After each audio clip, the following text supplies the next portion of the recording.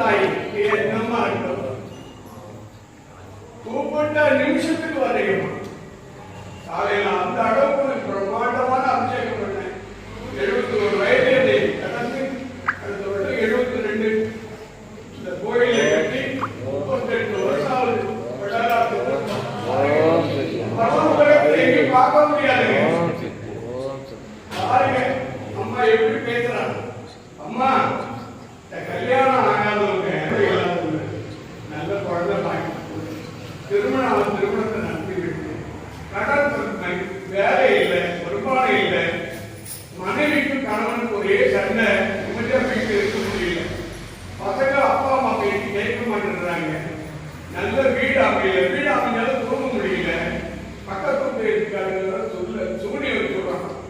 எப்படி வாழறதே தெரியல.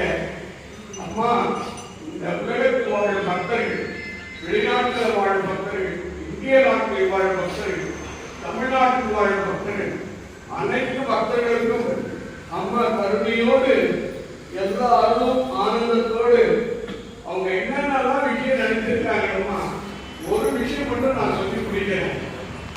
தயவு செய்து நம்பிக்கை வேணும். யாரெல்லாம் உங்கள் மனசார வேண்டும் பிரார்த்தனை வைங்க. நான் அபிஷேகம் பண்றேன், அன்னதானம் பண்றேன், பாலபிஷேகம் பண்றேன். ஞாயிற்றுக்கிழமை திருவண்ணாமலை கிரிவல பாதை அஷ்டலிங்கத்தில் 4வது லிங்கம் விருது லிங்கத்திலிருந்து 100 அடி நவலிங்கம் நவசக்தி பண்டலார் பீடம். சரியா 5 மணிக்கு வந்திருக்கேன். ராவி காலத்துல அம்மாவை வரவேற்று அம்மன் அருளை பெறலாம். யாரெல்லாம் எவ்வளவு சங்கடம் இருந்தா அத்தனை நிறைவேற்றும்.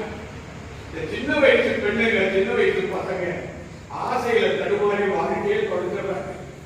நான் சொல்றேங்க அந்த மாதிரி தவறு பண்றவங்க அவங்க ஆயுள் முழுவதும் சந்தோஷம்